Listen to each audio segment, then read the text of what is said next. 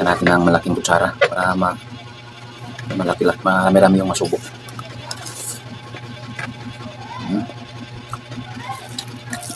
Ang baraya. Sasawsaw natin ito yung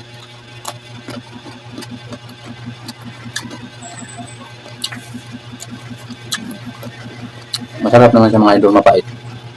Pag sinasawsaw nyo sa tuyo mansi, hindi nawawala yung pait.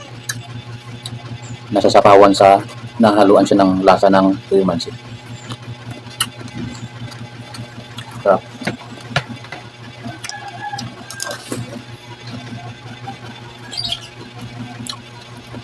Ulo ng bangus.